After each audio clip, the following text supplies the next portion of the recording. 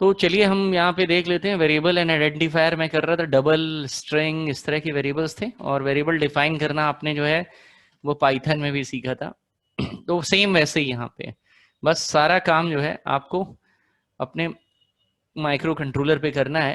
तो हमने भी अपना माइक्रो कंट्रोलर जो है, या तो माइक्रो कंट्रोलर परचेस कर लें, नहीं तो माइक्रो कंट्रोलर के लिए मैंने आपको बोला है tinkercad.com पे आप अपना रजिस्ट्रेशन करवा लीजिए माइक्रो कंट्रोलर लेने के लिए। तो मैंने अपना रजिस्ट्रेशन पहले से करा के रखा है, इसीलिए जैसे ही खुलता है ये मेरे को बता देता है कि भाई आप नया सर्किट बना लीजिए। और अगर आपने पुराना वाला रखा है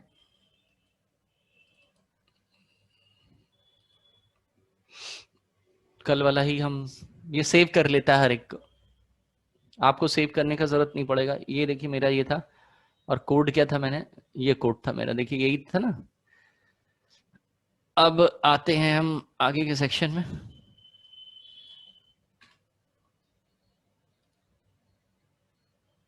थोड़ा छोटा कर लेते हैं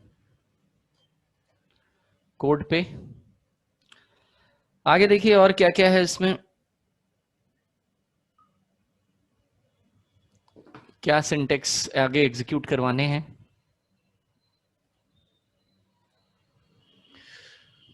फ्लोट हो गया हमारा, जिसमें मैंने देख लिया कल की फ्लोट वेरिएबल अगर हम किसी को डिफाइन कर देते हैं दशमलव कैसे कंट्रोल करेंगे। डबल फ्लोट से, फ्लोट की जैसा ही है डबल, सेम एग्जैक्टली। इसमें फ्लोट और डबल में कोई फर्क नहीं है। हाँ किसी दूसरी लैंग्वेज में हो सकता है इनके बीच में कोई फर्क है। विथ फ्लोटिंग पॉइंट नंबर, दशमलव वाले नंबर है, आप चाहे तो फ्लोट ले लीजिए चाहे तो डबल ले लीजिए। हम डबल की जगह पे फ्लोट यूज करते हैं क्योंकि फ्लोट जो है एक ऐसा वेरिएबल है जो कि बहुत ही ज्यादा पॉपुलर है, जबान पे चढ़ा हुआ है। स्ट्रिंग शब्दों को, उसके बाद है स्ट्रिंग एरे। देखिए एरे भी बना सकते हैं। एरे जो होता है वो एक ही टाइप के वेरिएबल ग्रुप में एक ही टाइप के वेरिएबल्स को बनाने के लिए यूज किया जाता है। अगर आपने लिखा INTX10 तो 10 वेरिएबल एक ही, जहां पे ज्यादा मात्रा में वेरिएबल्स डिफाइन करने हो वो एक सिंगल सेट, एक सिंगल सिंटेक्स में एक साथ बहुत सारे वेरिएबल डिफाइन करने के लिए एरे को इस्तेमाल किया जाता है। एरे का हर एक एलिमेंट जो होता है वो एक ही जैसे वेरिएबल्स को, जिस तरह का डेटा टाइप बना करके, डेटा टाइप बना करके आपने उसको डिफाइन किया होगा उसी तरह की वैल्यू को ये अपने अंदर स्टोर कर लेगा। एरे किसी की भी बनाई जा सकती है यहाँ पे, जैसे इन्होंने CHAR स्ट्रिंग और ब्रैकेट में 10 दिया, यहाँ पे इस तरह का ब्रैकेट देना पड़ता है। 10 स्ट्रिंग 0 से लेकर के स्ट्रिंग 9 तक 10 वेरिएबल बन करके तैयार हो गया। एक वेरिएबल उन्होंने डिफाइन किया CHAR STR2 ब्रैकेट में 6 इक्वल लिखा, और ब्रैकेट के अंदर उसके अंदर क्या स्टोर करना है। ये जो ब्रैकेट लगा हुआ है एरे के एलिमेंट्स जो इतने बन रहे हैं STR टाइप के, स्ट्रिंग टाइप के कैरेक्टर में एक ही वेरिएबल स्टोर करता है। तो CDEFGH कितने हो गए, 1 2 3 4 5 6, 6 वेरिएबल डिफाइन हुए और उन 6 वेरिएबल के अंदर ये वैल्यू भी फीड कर दी जाएगी। STR2 पहला एलिमेंट एरे का C में 0 से शुरू होता है, 0 1 2 3 4 5, यानी अगर 6 बनाया है तो 5 एलिमेंट बनेंगे 0 से लेके 5 तक। CHAR MySTR अगर आप डिफाइन नहीं करना चाहते तो हेलो में जितने वर्ड हैं 1 2 3 4 5 वो अपने आप ऑटोमेटिकली यहाँ पे बन करके तैयार हो जाएंगे। यानी 0 से लेकर के 0 1 2 3 4, 0 से लेके 4 5 एलिमेंट्स यहाँ बन करके तैयार हो जाएंगे। तो इस तरह से भी सिंटेक्स दिया जा सकता है, इस तरह से भी सिंटेक्स दिया जा सकता है, और इस तरह से भी सिंटेक्स दिया जाता है। चलिए हम जो है इसको जो है करके देख लेते हैं कि अगर मैं एरे बना रहा हूं तो एरे कैसे हम जो है एक्सप्लॉइट करेंगे। हम यहाँ पे एक काम करते हैं, एक इंटीजर एरे बना लेते हैं। हमने कहा INT X और इसकी एरे बना दी 3, X ब्रैकेट में थी, तो 3 एलिमेंट जो हैं X0 X1 और X2 ये इसके अंदर बन करके तैयार हो जाएंगे। अब हम इसके अंदर वैल्यू इनिशियलाइज करें। देखिए यहाँ पे कोई कीबोर्ड से इनपुट स्टेटमेंट नहीं होता, इसमें इनपुट कमांड जो होता है ना कि कीबोर्ड से वैल्यू जो है इसके अंदर जाए, वो नहीं होता। इसमें इनपुट इन पिनों से दिया जाता है। तो अभी आप जो भी वेरिएबल रखेंगे वो सीधे इसमें इनिशियलाइज करके रखेंगे, 10 20 और 30, ब्रैकेट बंद किया मैंने, ये ऐसे करके 10 20 30 एरे के।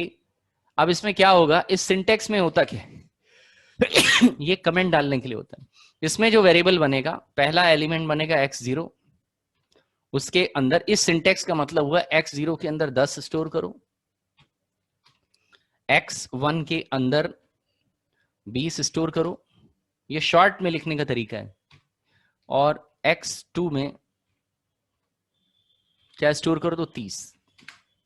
थर्ड एलिमेंट जो होता है सी, एम्बेडेड सी में या सी लैंग्वेज में वो नल होता है, उसके अंदर नल मतलब कुछ भी नहीं स्टोर किया जा सकता। बनेंगे 3 एलिमेंट, लेकिन 0 से लेकर के 2 तक के ही एलिमेंट को यूजर यूज कर सकता है। लास्ट वाला जो एलिमेंट होता है थर्ड, वो नल कैरेक्टर्स को, जिससे ये पता लगता है एरे यहां खत्म हो गई, वो स्टोर करने के लिए यूज किया जाता है। तो अब आप प्रिंट निकालिए यहाँ पे, सीरियल डॉट प्रिंट लाइन। सबसे पहले मैं प्रिंट कर रहा हूं x0 को, तो x का मेरा 0 एलिमेंट मैंने प्रिंट करा दिया। उसके बाद दूसरा, अभी चूंकि लूप मैंने नहीं सीखा है, वरना मैं लूप से इसको कंट्रोल करता है। x के अंदर जो 0 वाली वैल्यू है, x के 1 एलिमेंट को मैंने प्रिंट कराया, ये लीजिए, और serial dot print line x के सेकेंड एलिमेंट को भी मैंने प्रिंट करवा लिया, ऐसे करके। अब चलिए इनको एग्जीक्यूट करवाते हैं, मॉनिटर अपना ऑन कर लेते हैं, सीरियल मॉनिटर, देखते हैं क्या कोई एरर तो नहीं है। तो हमने एक वेरिएबल, सिंपल एक एरे वेरिएबल डिफाइन किया। C++ में एरे ऐसे डिफाइन की जाती है, डेटा टाइप, वेरिएबल का नाम, और बड़े ब्रैकेट्स के भीतर कितने एरे के एलिमेंट्स बनाने हैं वो दे दिया था, 3 एलिमेंट्स बनाने। अब यहाँ पे एक बात ध्यान रखनी है आपको, जो कि बाकी लैंग्वेजेस से थोड़ा सा डिफरेंट हो सकती है। इसमें पहला एलिमेंट 0 से शुरू होता है और उस एलिमेंट को ब्रैकेट में देना पड़ता है। तो अगर आप पहला एलिमेंट इस्तेमाल करेंगे C++ में या C में, तो वो होगा x0, दूसरा x1 और तीसरा x2 होगा। 3 एलिमेंट x3 आपने लिखे 3 बनाने के लिए, तीसरा एलिमेंट भी बन रहा है, लेकिन उसको यूजर यूज नहीं कर सकता, वो केवल प्रोग्रामिंग लैंग्वेज और कंपाइलर अपने लिए इस्तेमाल करके रखता है, जो कि एरे का एंड पॉइंट बताता है। तो x3 भी एक एलिमेंट बना है, लेकिन हम उसमें कुछ भी रख नहीं सकते, ना यूज कर सकते। तो चलिए इसको प्रिंट आउट स्टार्ट सिमुलेशन करते हैं और देखें कहीं कोई एरर वगैरह तो नहीं है। देखिए कह रहा है यहाँ पे कुछ एरर है, तो क्या एरर है भाई, जरा इसका पता लगाया जाए। प्रिंट के लिए प्रिंट लाइन की स्पेलिंग गलत लिख दी है, प्रिंट लाइन की स्पेलिंग गलत लिखी हुई है, ये प्रिंट लाइन की स्पेलिंग सही कर दी। स्टार्ट सिमुलेशन, और देखिए ये एग्जीक्यूशन हो गया इसका, और ये देखिए आ गया 10 20 30। तो आपने सिंपल एक एरे बनाई और उस एरे के अंदर वैल्यू रखी, ये इंटीजर टाइप की है तो इसके अंदर इंटीजर वेरिएबल है। अब अगर कैरेक्टर टाइप की रखी है तो कैरेक्टर होगा। चलिए मैं नीचे आपको जो है एक कैरेक्टर टाइप वाली एरे भी बना करके दिखा देता हूँ। देखिए ये कमेंट की लाइन होती है, अगर 2 फॉरवर्ड स्लैश लगा के आप कुछ लिखेंगे तो ये उन लाइनों को एग्जीक्यूट नहीं करता है। ये एक मैसेज के तौर पे मैंने यहाँ पे लिखा है। स्टॉप सिमुलेशन जब तक नहीं करेंगे तब तक। सेकेंड लाइन में मैंने एक कैर y 3 एलिमेंट की एक कैरेक्टर टाइप की एरे बना दी, और उसके अंदर मैंने क्या स्टोर किया है, देखिए मैंने उसके अंदर स्टोर किया a। देखिए कैरेक्टर के लिए आपको क्या करना पड़ेगा, सिंगल कोट, b और c मैंने स्टोर कर दिया। ये हो गई। इस तरह का इनिशियलाइजेशन करने के लिए एरे के कैरेक्टर्स को बड़ा मंझला ब्रैकेट लगता है, और इस ब्रैकेट के अंदर वैल्यू जो है उसके अंदर पहुंच जाएगी। तो CHAR यानी कैर टाइप का है y वेरिएबल, और उसके भी 3 एलिमेंट्स बनाए। उन तीनों एलिमेंट को मैंने सीधे प्रोग्राम में इनिशियलाइज कर दिया, क्योंकि मेरे पास इसमें अभी कोई इनपुट स्टेटमेंट मेरे पास नहीं है, तो मैं इन्हीं की मदद से वेरिएबल को डायरेक्ट इनिशियलाइज करके उनको प्रिंट कराऊंगा। मैंने यहाँ पे एक मैसेज लिया serial डॉट प्रिंट और serial डॉट प्रिंट लाइन, और यहाँ एक मैसेज दे दिया, मैंने एक मैसेज दे दिया कैरेक्टर प्रिंटिंग इन एरे। एक मैसेज दे दिया कि एरे में कैरेक्टर्स प्रिंट करा रहे हैं। अब आप इसके अंदर लिखिए serial dot print line, serial dot print line। तो सबसे पहले मैं y के 0 एलिमेंट्स को प्रिंट कर रहा हूं, फिर हमने लिखा serial dot print line, y के पहले एलिमेंट को मैं प्रिंट कर रहा हूं, तो मुझे क्या मिलेगा, यहां से b मिलेगा, और serial dot print line और ब्रैकेट में y का, सॉरी स्मॉल y है, ध्यान है कि सेंसिटिव है, एकदम वैसे ही एग्जैक्ट लिखना पड़ेगा, जरा सी भी गलती हुई तो एरर समझ में नहीं आएगी, बड़ा ध्यान लगा के देखना होगा। एक तो स्पेलिंग मिस्टेक, दूसरा कैपिटल स्मॉल का, सीरियल का एस केवल कैपिटल में है, बाकी सब कुछ छोटे में। तो ये मैंने नया, पहले आप पुराना आउटपुट सीरियल मॉनिटर से क्लियर कर लीजिए। आप सिमुलेट कराएंगे, क्योंकि जब भी प्रोग्राम में चेंज होंगे हर बार सिमुलेशन कराना पड़ेगा। ये आ गया, देखिए कैरेक्टर प्रिंटिंग, ऊपर नंबर प्रिंटिंग, ऊपर चाहे तो मैसेज भी दे सकता हूं मैं, नंबर प्रिंटिंग करा रहे हैं एरे में, और नीचे कैरेक्टर प्रिंट कर रहे हैं। इस तरह से आप किसी भी प्रकार के वेरिएबल का एरे बना सकते हैं, फ्लोट का बनाना है फ्लोट का, डबल का बनाना है डबल का, ऐसे करके वेरिएबल आप डिफाइन कर लीजिए। स्टॉप सिमुलेशन, ये हो गई एरे। तो एरे क्लियर है आपको, array is very simple, array is string की एरे, इन्होंने यहाँ पे स्ट्रिंग की एरे बनाई है, आपको मैंने नंबर और स्ट्रिंग दोनों की बना के बता दी। तो इधर पीछे आपने देख लिया कि मैं किस तरह से वेरिएबल डिफाइन करने के लिए डेटा टाइप की मुझे जरूरत पड़ती है। तो जब कभी भी मुझे डेटा अपना डिफाइन करना होगा, मैं इनमें से किसी एक डेटा टाइप को इस्तेमाल करके जरूरत के हिसाब से उस डेटा वेरिएबल को डिफाइन कर लूंगा। मेरे पास इतने वेरिएबल हो गए। नेक्स्ट टॉपिक है वेरिएबल का स्कोप। कोई भी वेरिएबल जो आप डिफाइन करते हैं उसकी लाइफ कहां तक रहती है, मतलब वो कहां, किस सेक्शन में एक्सेसिबल रहता है। Limit of the variable is called variable scope. Scope of the variable is the limit of variable to a function of life, like, इसमें थोड़ा सा दिक्कत हो रही, कुछ लिखने में गलती हो गई। Scope of the variable is the limit of variable to a function.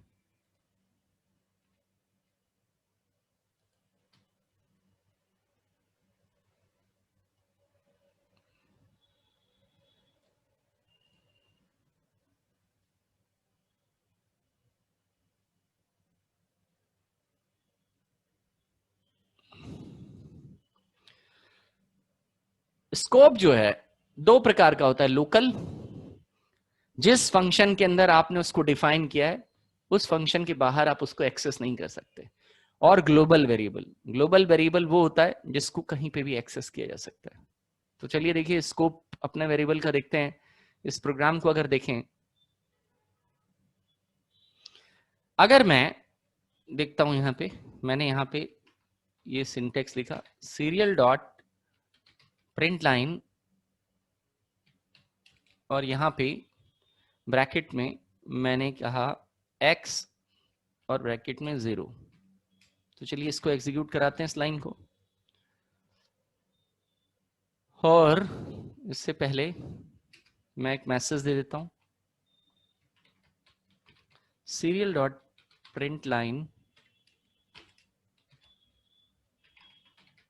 Printing x10 x0 in loop function. मैंने एक मैसेज दे दिया कि मैं इस बार लूप फंक्शन में x0 की वैल्यू को, जो पहला एलिमेंट है एरे का, इंटीजर एरे का जो पहला एलिमेंट है उसको प्रिंट कराने जा रहा हूं, यानी पहले एलिमेंट की वैल्यू 10 है। तो चलिए देखते हैं कि क्या होता है। मैं इसको यहां पे प्रिंट कराता हूं। तो देखिए ये क्या कह रहा है, x was not declared in this scope। Error आ रही है, x जो है वो आपने डिक्लेयर कहां किया हुआ है। देखिए x आपने इस, ये जो वाइट सेटअप है इसके अंदर इस वेरिएबल को आपने डिफाइन किया है x की, ये इस फंक्शन के अंदर नहीं डिफाइन है। तो किसी भी वेरिएबल का जो लाइफ होता है, स्कोप होता है, लिमिट होती है, जिस फंक्शन के अंदर वो डिफाइन किया है उसी के अंदर तक रहती है। तो आपने x जो वेरिएबल x3 वेरिएबल डिफाइन किया है वो आपने इस वाइट सेटअप फंक्शन के भीतर डिफाइन किया, तो इसकी लाइफ केवल एक्सेसिबल और उसकी लाइफ केवल इस फंक्शन के भीतर रहेगी। अगर आप वाइड लूप फंक्शन में, ये लोकल वेरिएबल डिफाइन कर दिया आपने। लोकल वेरिएबल जब डिफाइन किया जाता है तो वो जिस फंक्शन के भीतर वो वेरिएबल आपने डिफाइन किया है उसकी लाइफ केवल वहीं तक रहती है और वहीं तक ही उसको एक्सेस किया जा सकता है। वाइड लूप फंक्शन में x0 नाम के वेरिएबल को इस्तेमाल नहीं किया जा सकता क्योंकि आपने इसको इस फंक्शन के अंदर डिफाइन किया। एक फंक्शन के अंदर डिफाइन होने वाले एलिमेंट्स को दूसरे फंक्शन के अंदर एक्सेस नहीं किया जा सकता, या तो फिर आप उसको ग्लोबल बनाइए। ये लोकल वेरिएबल है x3, तो x वेरिएबल को केवल वाइड सेटअप फंक्शन के भीतर ही एक्सेस किया जा सकता है, यूज किया जा सकता है। यही वजह है यहाँ पे ये एरर आ रही है। जब मैं इसको स्टार्ट सिमुलेशन कर रहा हूं तो यहाँ पे एक एरर बनी जा रही है और कह रहा है x was not declared in this scope। Wide loop के अंदर एरर है, इस फंक्शन में एरर है, और एरर क्या है, x was not declared in this scope। इस स्कोप में x को आपने डिफाइन नहीं किया है, इस वजह से ये एरर आ रही है। तो ये एक दिक्कत है कि एक फंक्शन में ये लोकल वेरिएबल डिफाइन करने से ऐसा होता है।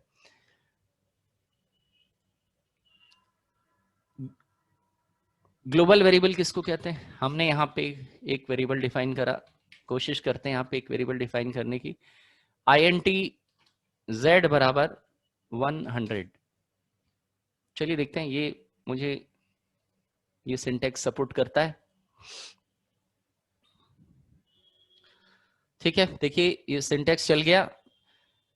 ग्लोबल वेरिएबल किसको कहते हैं?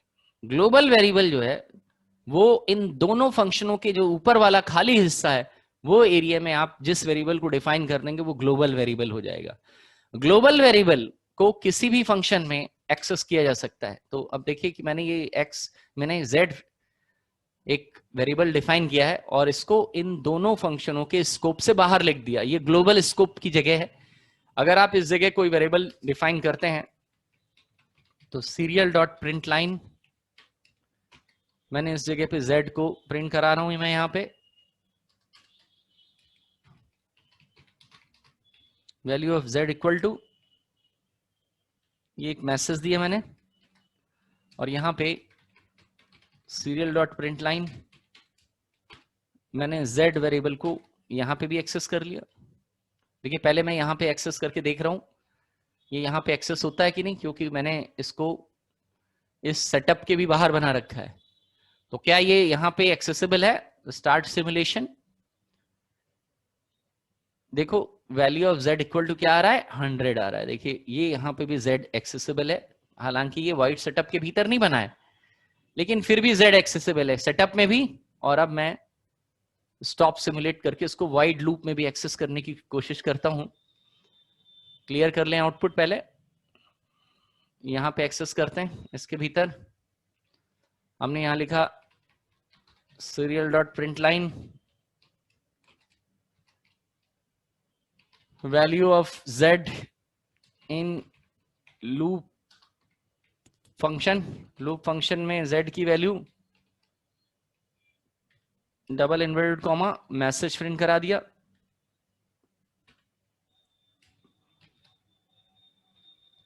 और वेरिएबल का ये मैसेज हो गया, serial.println और z। तो देखें कि z जो है क्या वो इसी के आगे प्रिंट कराना है तो प्रिंट लाइन हटा दीजिए, इसी के आगे प्रिंट कर देगा। तो लूप में भी और सेटअप फंक्शन में भी दोनों जगह z वेरिएबल को मैंने प्रिंट करा दिया। तो z वेरिएबल का स्कोप अब ग्लोबल में बदल गया है और ग्लोबल वेरिएबल होते ही ग्लोबल वेरिएबल को दोनों वाइड सेटअप और वाइड लूप फंक्शन के ऊपर वाले सेक्शन में डिफाइन किया जाता है। यहाँ पे ये वाला जो जगह है इसका सर हेडर, इस जगह को ग्लोबल वेरिएबल डिक्लेरेशन की जगह कही जाती है। तो यहाँ पे वेरिएबल कोई भी डिफाइन करते ही जितने भी फंक्शन अब इसके नीचे आप बनाएंगे, कोई और फंक्शन बनाना चाहें जिनको यूडीएफ यानी यूजर डिफाइन फंक्शन कहते हैं वो भी बनाए जा सकते हैं इसमें, तो ये आप इन दोनों में एक्सेस कर सकते हैं। तो देख लीजिए, चला के देख लेते हैं क्या ये इसमें तो एक्सेसिबल हो रहा है, लूप में भी एक्सेसिबल हो रहा है क्या ये? देखिए ये देखिए लूप में भी एक्सेसिबल हो रहा है, 100 यहाँ पे भी आ रहा है। लूप की खासियत ये है कि वो अनिश्चित काल तक चलता है, इसी वजह से ये जब तक इसके अंदर पावर आती रहेगी तब तक वाइड लूप वाला फंक्शन जो है वो चलता रहेगा, इसीलिए लास्ट में ये मुझे दिखा रहा है। लेकिन आपने देखा शुरू में ये बाकी आउटपुट भी दिखा रहा है। स्टॉप सिमुलेशन करके मैंने इसको क्लियर किया, जब मैं रन कराऊंगा ये तो रन होगा ही, और लूप को मैंने पहले ही बता रखा है, लूप जो है वो अनंत काल तक रन होता है। तो देखिए शुरू के अक्षर भी आ रहे हैं और ये वाला वेरिएबल। तो इस z वेरिएबल को कहने का मतलब ये है कि z वेरिएबल को ऊपर देखिए, देखिए शुरू में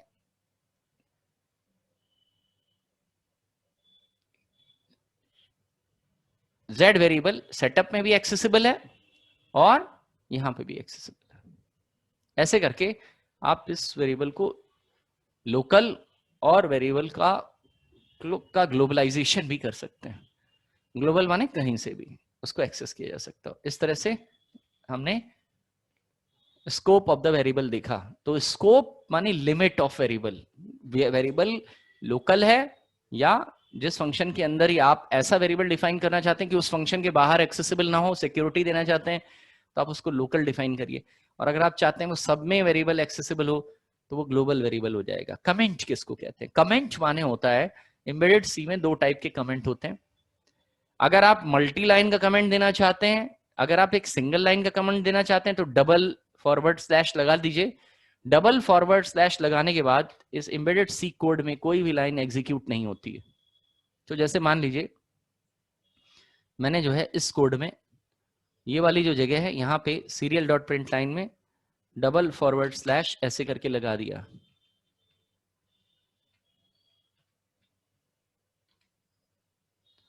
इसके आगे भी लगा दिया।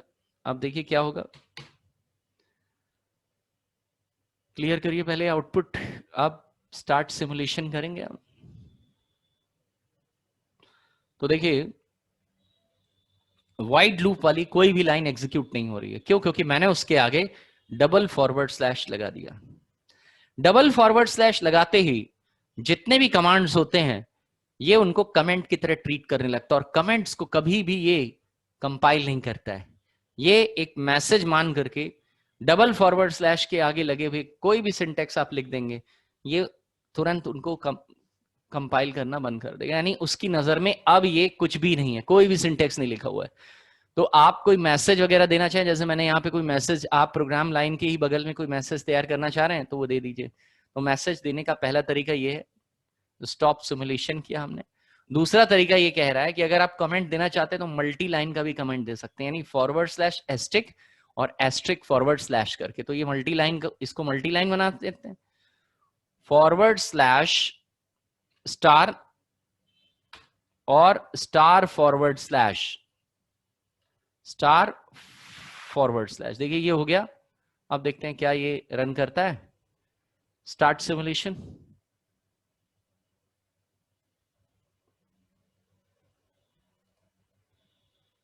अभी ये रन कर रहा है इसमें।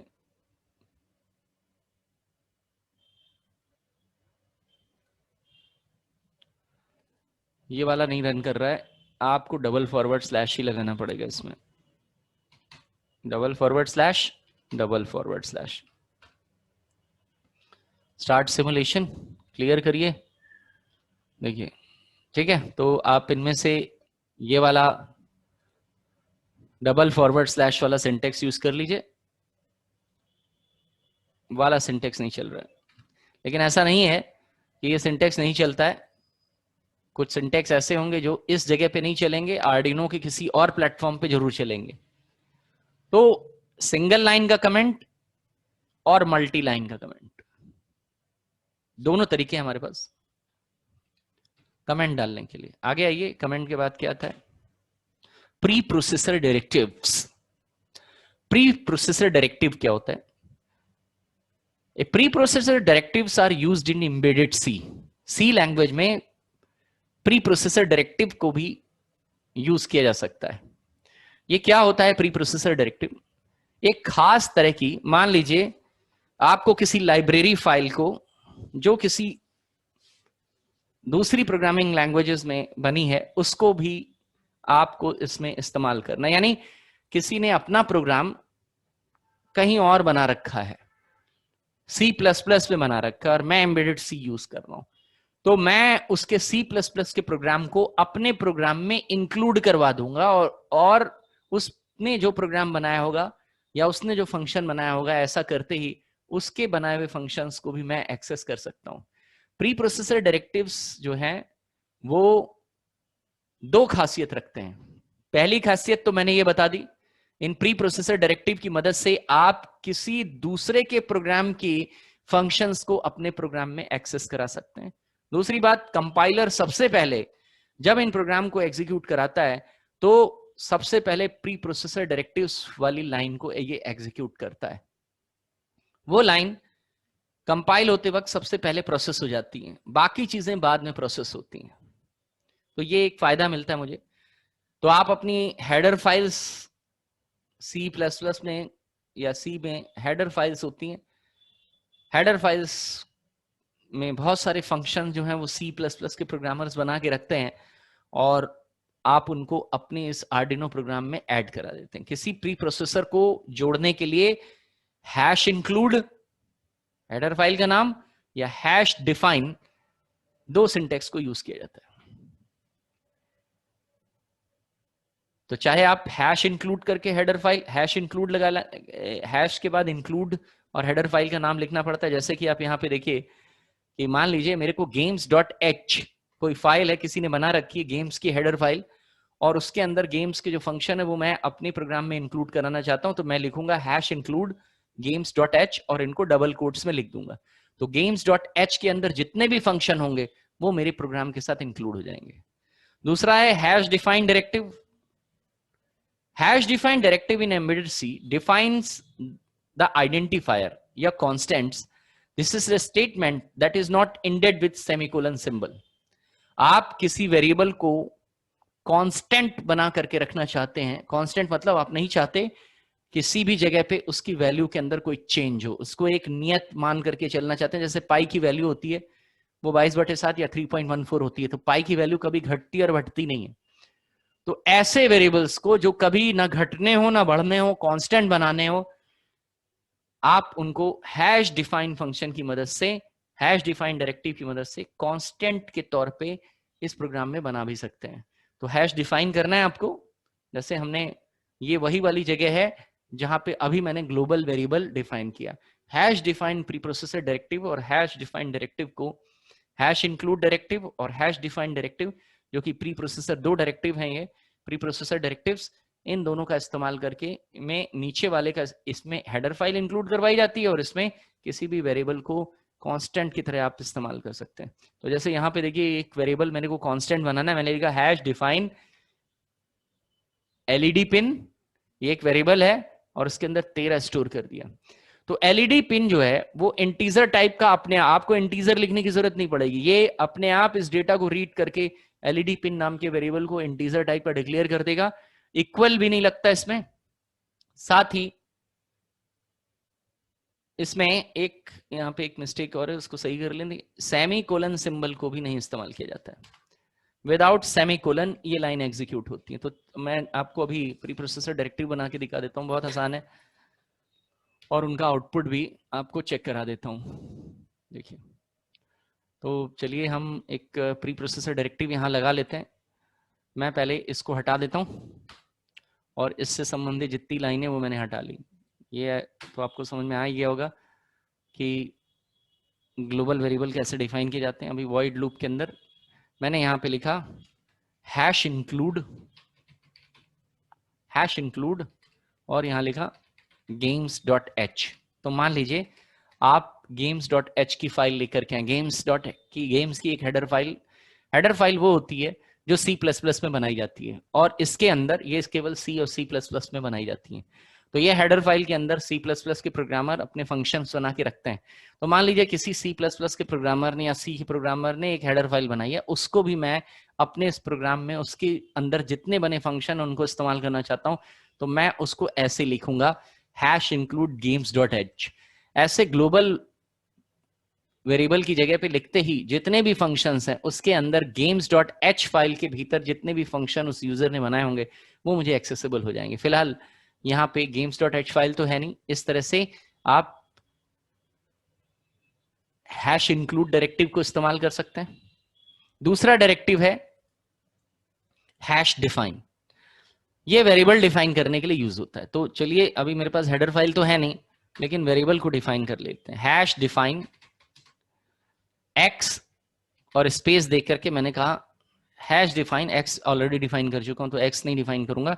हैश डिफाइन एलईडी, वेरिएबल को कैपिटल भी बनाया जा सकता है, एलईडी इक्वल टू एलईडी 13। ये मैंने एक सिंटेक्स इसके अंदर रखा। तो हैश डिफाइन एलईडी 13 एक वेरिएबल जो है वो, अब मैं यहां पे उस वेरिएबल को प्रिंट कराने जा रहा हूं। सीरियल डॉट प्रिंट लाइन, यहां पे वेरिएबल का नाम है एलईडी, कैपिटल में है। तो चलिए देखते हैं, ब्रैकेट में मैंने लिख दिया एलईडी वेरिएबल,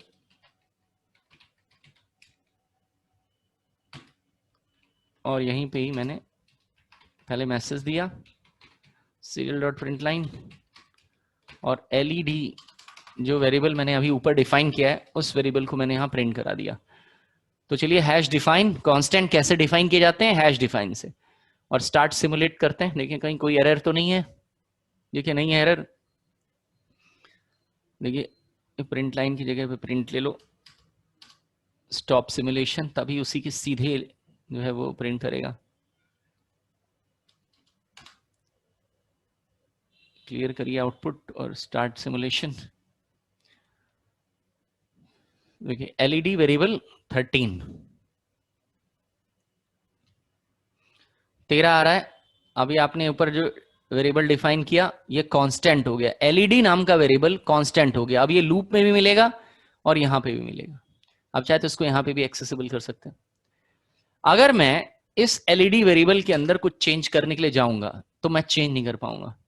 देखिए मान लीजिए मैंने यहां लिखा एलईडी ऊपर कितना है, उसकी वैल्यू 13, मैंने यहां लिखा एलईडी इक्वल टू, इस वेरिएबल के अंदर मैंने 100 इनिशियलाइज करने की कोशिश कर रहा हूं, तो क्या मैं ये काम कर पाऊंगा? ये कांस्टेंट वेरिएबल्स हैं। देखिए एरर आ गई। तो ये एरर क्यों आई? ये इस वजह से आई, कांस्टेंट वेरिएबल को दोबारा इनिशियलाइज नहीं किया जा सकता।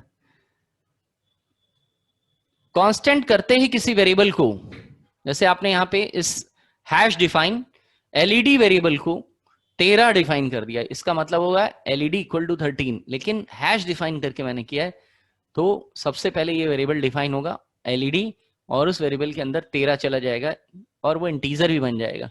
लेकिन आप उसके अंदर अब दोबारा किसी प्रोग्राम में किसी फंक्शन के भीतर उस वेरिएबल के अंदर दूसरी वैल्यू स्टोर नहीं कर पाएंगे। यानी 13 है तो इसके अंदर 13 का 13 ही पड़ा रहेगा। तो कभी आपको किसी प्रोग्राम में कोई ऐसा वेरिएबल डिफाइन करना हो, जैसे पाई लिख दिया हमने, अब मान लीजिए मैंने पाई लिखा, पाई की वैल्यू बढ़ती घटती तो है नहीं, तो मैंने यहाँ एक वेरिएबल डिफाइन किया पाई, और यहाँ लिखा 3.14। तो देखिए पाई कांस्टेंट होता है, पाई की वैल्यू कभी ना घटेगी ना बढ़ेगी। इस तरह के वेरिएबल्स अगर आपके किसी प्रोग्राम में हैं तो उसको आप ऐसे करके डिफाइन कर लीजिए। तो इससे उन वेरिएबल्स के अंदर अननेसेसरी चेंजेस नहीं हो पाएंगे। इसलिए ये hash define pre processor directives को इस्तेमाल किया जाता है। तो प्री प्रोसेसर डायरेक्टिव जो है वो एम्बेडेड सी या C++ में ये प्रोग्राम, ये कंपाइलर में बहुत यूज किए जाते हैं, C++ कंपाइलर्स में। और C और C++ के जो प्रोग्रामर्स होते हैं वो प्री प्रोसेसर डायरेक्टिव बहुत बनाते हैं। जैसे वो हैश इंक्लूड डायरेक्टिव बनाते हैं जिसमें वो एक हेडर फाइल बना लेते हैं और उस हेडर फाइल को दूसरों को दे भी सकते हैं। जैसे आप, मैंने बहुत सारे फंक्शंस की एक लाइब्रेरी बना ली और लाइब्रेरी को हेडर फाइल का नाम से सेव कर लिया। अब वो लाइब्रेरी आपको भी इस्तेमाल करनी है तो मैंने आपको वो हेडर फाइल की कॉपी दे दी, आपने उसको अपना प्रोग्राम बना रहे हैं वहां पे हैश इंक्लूड करके लिख दिया। तो उस हेडर games.h के अंदर जितने भी फंक्शन होंगे वो आप भी रीयूज कर सकते हैं। तो फंक्शन को रीयूज किया जा सकता है इसकी मदद से। दूसरा है हैश डिफाइंड डायरेक्टिव्स। इसके जरिए जो है आप किसी आइडेंटिफायर को, वेरिएबल को डिफाइन कर सकते हैं, डिटरमाइन कर सकते हैं, और फिर उस की वैल्यू को once in a whole program the value cannot be changed once it is declared using hash define। ये कह रहा है कि अगर आपने किसी वेरिएबल को हैश डिफाइन डायरेक्टिव से डिफाइन कर दिया है तो उसकी वैल्यू को कांस्टेंट कर देता है कंपाइलर, और वैल्यू के अंदर कोई चेंज नहीं कर पाएंगे। फिर आप वैल्यू के अंदर ना कुछ इनपुट रख पाएंगे, ना उसको दोबारा इनिशियलाइज कर पाएंगे। मान लीजिए उस वेरिएबल के अंदर आपने पहले 100 रखा था और दोबारा आप उसके अंदर कुछ रखने की कोशिश करेंगे तो एरर आ जाएगी। वो कांस्टेंट की कांस्टेंट रहेंगे। तो कांस्टेंट वेरिएबल डिफाइन करने के लिए हैश डिफाइन को हम लोग इस्तेमाल करते हैं। ये हो गया hash define pre processor directives. आगे आइए, ऑपरेटर्स अगला टॉपिक है, ऑपरेटर्स इन एम्बेडेड सी। चलिए आपने वेरिएबल डिफाइन कर लिया, वेरिएबल आपने डिक्लेयर भी कर लिया, वेरिएबल का स्कोप भी देख लिया। अब एक वेरिएबल के अंदर अगर कोई वैल्यू पड़ी है और उनके अंदर कुछ अर्थमेटिकल ऑपरेशन करने, तो कैसे करेंगे? उसके लिए हमारे पास अर्थमेटिक ऑपरेटर्स होते हैं। अर्थमेटिक ऑपरेटर तकरीबन हम सब लोग जानते हैं, प्लस होता है, माइनस होता है, स्टार होता है, डिवाइड करने के लिए फॉरवर्ड स्लैश होता है, परसेंटेज होता है जिससे हम प्रतिशत वगैरह निकालते हैं। यहां पे एक ऑपरेटर और है जो कि अर्थमेटिक ऑपरेटर कहलाता है, वो है प्लस प्लस और माइनस माइनस। देखिए डबल प्लस और डबल माइनस ये सी प्लस प्लस में और सी प्लस प्लस में बहुत इस्तेमाल किए जाते हैं। प्लस प्लस का मतलब होता है अगर आप x बराबर x प्लस 1 नहीं लिखना चाह रहे हैं तो आप उसकी जगह पे x मान लीजिए कोई वेरिएबल है और मैंने उसके अंदर एक का इंक्रीमेंट करना है, यानी उसके अंदर एक जोड़ना है, तो मैं क्या करूंगा? x प्लस प्लस लिख दूंगा। अगर उसमें एक घटाना है तो मैं लिख दूंगा x माइनस माइनस। तो मेरे पास अर्थमेटिकल ऑपरेटर में दो और ऑपरेटर बढ़ जाते हैं, प्लस प्लस और माइनस माइनस। चलिए इनको देखते हैं और इनका यूज कि प्लस प्लस करने पे क्या होता है और माइनस माइनस करने पे क्या होता है। मैं प्रोग्राम को रीडिफाइन कर रहा हूं यहाँ पे, इसीलिए आप जो भी प्रोग्राम में बनाओ उसको आप उतार जरूर लिया करिए ताकि आप भी उनका प्रैक्टिकल कर सकें। यहाँ पे मैंने एक वेरिएबल लिया int x बराबर 0। देखिए मैंने वेरिएबल को शून्य कर दिया है। अब मैं यहाँ पे x प्लस प्लस को इस्तेमाल करने जा रहा हूं। x प्लस प्लस का मतलब होता है x में एक का इंक्रीमेंट कर दो। अब मैंने इसको लिखा serial dot print line x की वैल्यू प्रिंट करिए, तो क्या प्रिंट होगा? चलिए देखते हैं क्या प्रिंट होगा। Start simulation. देखिए क्या प्रिंट हो रहा है? 1। x की शुरू वैल्यू क्या थी? 0। लेकिन जब कंपाइलर यहां आएगा तो वो देखेगा लिखा है x plus plus. Stop simulation कर देते हैं। x प्लस प्लस का मतलब होता है x बराबर, अब इसका मतलब क्या है? इसका मतलब है x बराबर x प्लस 1, ये मतलब है इसका। उसने क्या किया? x प्लस 1 मतलब 0 प्लस 1, 0 प्लस 1 मतलब 1 और उसको x में स्टोर कर देता है। ये जो सिंटेक्स होता है अर्थमेटिकल ऑपरेशन में, इसमें इक्वल नाम के सिंबल का इस्तेमाल किया जाता है। इक्वल के राइट साइड पे जो लिखा होता है, इक्वल के राइट साइड पे जो लिखा रहता है, इक्वल सबसे पहले उसको करता है। x प्लस 1 यानी 0 प्लस 1 1 हुआ, और उसके बाद इक्वल के लेफ्ट साइड में जो वेरिएबल लिखा रहता है उसके अंदर उस वैल्यू को ये रिप्लेस कर देता है। तो x की प्रारंभिक वैल्यू तो 0 थी, लेकिन अब 0 प्लस 1 पहले हुआ, राइट साइड में मौजूद जो ऑपरेशन होता है वो पहले होता है। तो 0 प्लस 1 1 हो गया, और उसको कहां शिफ्ट कर देना है? ओवरराइट कर देना है x वेरिएबल के अंदर। तो 0 वेरिएबल जो पहले था वो अब 1 में बदल गया। तो x प्लस प्लस की वैल्यू क्या हो गई? 1। फिर मैंने यहां पे लिखा x प्लस प्लस। अब क्या होगी x की वैल्यू? चलिए प्रिंट कराते हैं। SERIL serial dot print line. अब x की वैल्यू में एक और का इंक्रीमेंट हो गया होगा, और इसको प्रिंट करा के देखते हैं। हम क्लियर कर लें पहले, पुराना आउटपुट हट गया। अब देखिए क्या आएगा आउटपुट। चलिए देखते हैं और एज्यूम करते हैं क्यों ये आउटपुट है। पहले वेरिएबल का आउटपुट 1 है। क्यों? क्योंकि x प्लस प्लस यानी x में इंक्रीमेंट करो तो x की वैल्यू 0 थी, 0 में एक का इंक्रीमेंट हो गया x प्लस प्लस से, तो x की वैल्यू 1 हो गई। अब हमने फिर उसके नीचे एक सिंटेक्स लिखा है x double plus. x double plus का मतलब फिर से x में एक जोड़ दो। तो x में पहले 1 हो गया था, अब 1 में फिर 1 जुड़ गया, 2 हो गया, x की वैल्यू 2 हो गई, इसीलिए यहाँ पे 2 आ रही। अब हम x माइनस माइनस को यूज करने आ रहे हैं। देखिए x माइनस माइनस से वैल्यू घट जाती है, x माइनस 1। तो अब हम क्या कर रहे हैं इसमें, मैं अगला सिंटेक्स दे रहा हूं x माइनस माइनस। ये भी एक प्रकार का अर्थमेटिक ऑपरेटर है जो कि केवल C और C++ में यूज किया जाता है।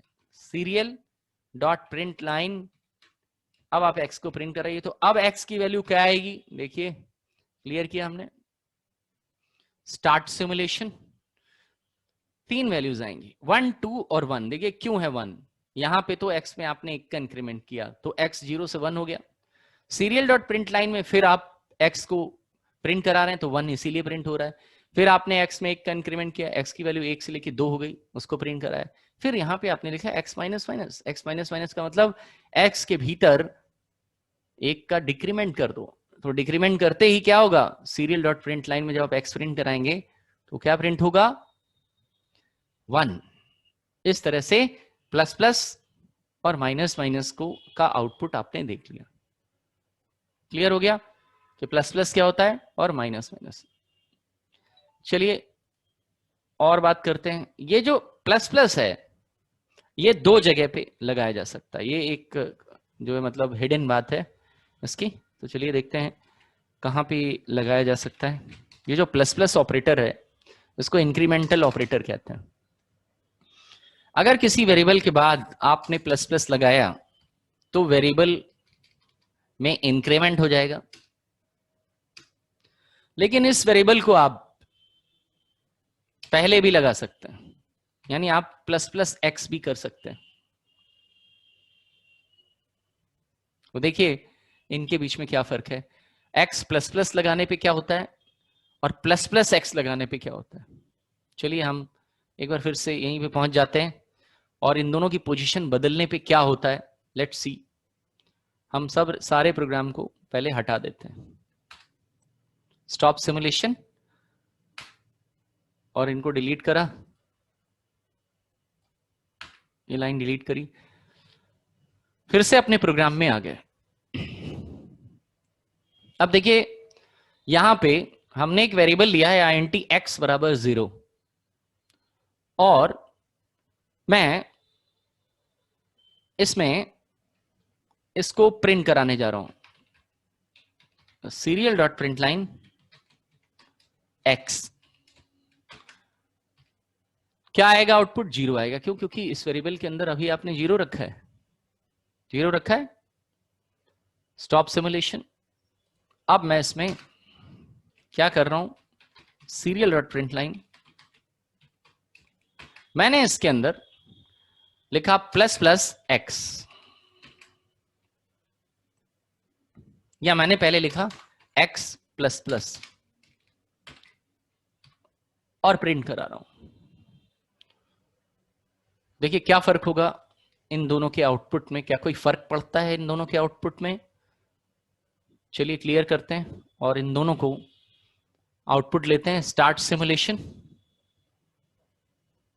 देखिए क्या फर्क हो रहा है, दोनों की वैल्यू 0 क्यों आ रही है, इसलिए आ रही है कि सीरियल डॉट प्रिंट लाइन को गौर से देखिए। सीरियल डॉट प्रिंट लाइन में पहली लाइन को देखिए, serial dot print line x variable को प्रिंट करो, तो एक्स वेरिएबल की वैल्यू क्या है, 0 है, इस वजह से पहला आउटपुट 0 आ रहा है, तो 0 तो सही आ रहा है।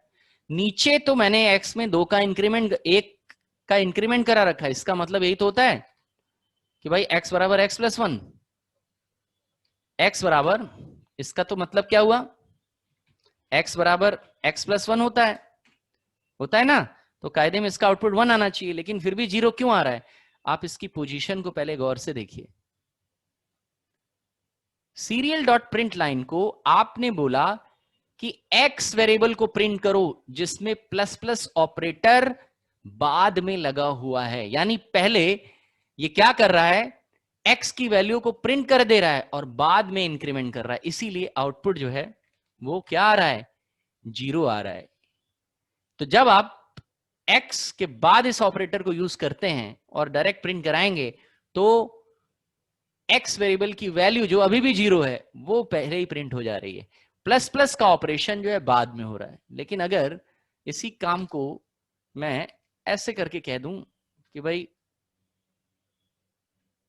ऐसा करिए कि पहले प्लस प्लस करिए तब आप x को प्रिंट करिए, तो अब क्या होगा, अब थोड़ा सा चेंज होगा। पहले तो 0 आएगा ही, लेकिन यहां पहले क्या बोल रहा है, आपने प्रिंट लाइन करने से पहले ये कह रहा है प्लस प्लस कर दो और तब x की वैल्यू को प्रिंट करो, यानी x ये भी यही हो रहा है लेकिन पहले ही हुआ जा रहा है। तो इन दोनों की जगह की अदला बदली करने पे 2 प्रकार का जो है वो फर्क आता है। एक ऑपरेशन होने के बाद उसके अंदर इंक्रीमेंट होता है, यहाँ इंक्रीमेंट पहले हो जाएगा। देखिए मैं स्टार्ट सिमुलेशन करता हूं, अब 0 और 1 आएगा। तो प्लस पहले इंक्रीमेंट और तब उस वेरिएबल के अंदर value increment x plus plus का, एक इंक्रीमेंट x का पहले ही हो जाएगा और तब वो आउटपुट जो आया है वो प्रिंट होगा। और x प्लस प्लस में पहले x की वैल्यू प्रिंट होगी तब प्लस प्लस ऑपरेशन होगा। तो ये फर्क है प्लस प्लस पहले लगाने पे और प्लस प्लस बाद में लगाने पे। बाद काम दोनों एक ही तरह का करते हैं, एक उसके अंदर बढ़ा देते हैं। उसी तरह माइनस माइनस में भी ऐसे ही होगा, पहले आप माइनस कर देंगे, माइनस माइनस एक्स लिखेंगे तो पहले माइनस हो जाएगा तब एक्स की वैल्यू जो है प्रिंट होगी। इस तरह से हमने ये यहाँ पे इंक्रीमेंट और डिक्रीमेंट ऑपरेटर को देखा। रिलेशनल ऑपरेटर, रिलेशनल और कंपैरिजन ऑपरेटर जो है दो वैल्यूज को कंपेयर करने के लिए होते हैं। ये हमने एक्सेल में भी पढ़ा, greater than, less than, greater than equal to, less than equal to, equal to. Equal to के लिए सी प्लस प्लस में डबल इक्वल निशान का प्रयोग किया जाता है। नॉट इक्वल टू के लिए exclamatory equal, it is called not equal to. Logical operator हमारे पास एंड को डबल एम्परसेंड से डिनोट किया जाता है, और को दो फिल्टर पाइप जो कि आपके एंटर बटन के ऊपर वाला जो बटन होता है वो होता ही है, फिल्टर पाइप कहते हैं इसको। और नॉट के लिए एक्सक्लेमेटरी सिंबल को इस्तेमाल किया जाता है। तो एंड और नॉट वो सी, एम्बेडेड सी में डबल एम्परसेंड, ये एंड, और के लिए ये और नॉट के लिए ये सिंबल। जब अब जैसे मान लीजिए कोई सिंटेक्स आपको देना है, if year equal to 2020, if year equal to 2020 and, तो double ampersand, year not equal to 2021 और ईयर इक्वल टू 1999। तो ये एक सिंटेक्स है, तो इसमें हमने लॉजिकल ऑपरेटर को इस्तेमाल कर लिया। असाइनमेंट ऑपरेटर, किसी वेरिएबल के अंदर कोई वैल्यू असाइन करनी है, उस वक्त ये जो इक्वल ऑपरेटर होता है इसको असाइनमेंट ऑपरेटर कहते हैं। जैसे हमने लिखा int x बराबर 10, तो int एक वेरिएबल डिफाइन हुआ x इंटीजर टाइप का, और उसके अंदर 10 जो वैल्यू है वो उसके अंदर असाइन हो गई। इस तरह से int x वेरिएबल बन करके तैयार हो गया। इसको हम लोग असाइनमेंट ऑपरेटर कहते हैं। तो ऑपरेटर्स जो हैं वो स्पेसिफिक सिंबल होते हैं जिनके जरिए अर्थमेटिकल और लॉजिकल ऑपरेशंस हम कराते हैं। तो कभी मुझे जोड़ने की जरूरत पड़ेगी, घटाने की जरूरत पड़ेगी, प्लस प्लस करना पड़ेगा, इक्वल टू करना पड़ेगा, कभी मुझे एंड और नॉट का इस्तेमाल करना पड़ेगा, वो भी हम कर सकते हैं। किसी वेरिएबल के अंदर पड़ी वैल्यू को डिफाइन करना, वो कर सकते हैं। आगे क्या है इसमें, चलिए आगे देखते हैं।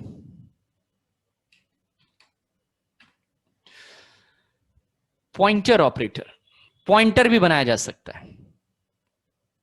ठीक है, पॉइंटर क्या होता है?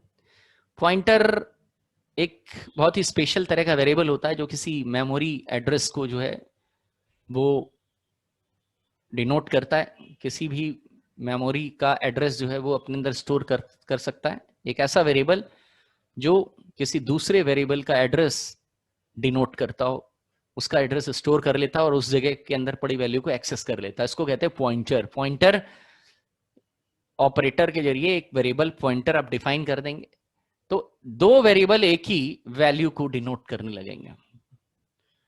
देखिए यहां पे हमने पॉइंटर जो है स्टार बटन से, स्टार बटन लगा करके जो भी वेरिएबल आप डिफाइन करेंगे उसके बाद वो पॉइंटर वेरिएबल बन जाएगा। तो देखिए यहां पे हमने एक वेरिएबल डिफाइन किया। पॉइंटर एक ऐसा वेरिएबल होता है that contains the address of a memory cell. Pointer एक ऐसा वेरिएबल होता है जो किसी दूसरे वेरिएबल या दूसरी मेमोरी सेल की एड्रेस को अपने अंदर स्टोर कर सकता है। और अगर आपको किसी वेरिएबल का मेमोरी एड्रेस मिल जाए तो उस एड्रेस पे पड़ी हुई वैल्यू को आप एक्सेस कर सकते हैं। ए pointer variable can store address of another variable. Pointer जो वेरिएबल है वो किसी दूसरे वेरिएबल का एड्रेस स्टोर करने के लिए इस्तेमाल किया जाता है। तो देखिए int amt बराबर 250। तो क्या है कि मान लीजिए क्या होता है सिंटेक्स से, आप जब ये सिंटेक्स इस्तेमाल करते हैं, अगर मैंने कहा int amt 250, तो 250 एक वेरिएबल डिफाइन होता है मेमोरी में इंटीजर टाइप का और उसका नाम होता है amt। अब मान लेते हैं कि आपने मेमोरी में मेमोरी में एक एड्रेस, मेमोरी बहुत बड़ी होती है एकदम एक्सेल की सेलों जैसी, उसमें एक वेरिएबल डिफाइन हो गया AMT, एक्सेल सेल की तरह। तो एक सेल डिफाइन हो गई AMT, ये मान लीजिए एक वेरिएबल है, और ये वेरिएबल कैसा है, इंटीजर टाइप का है।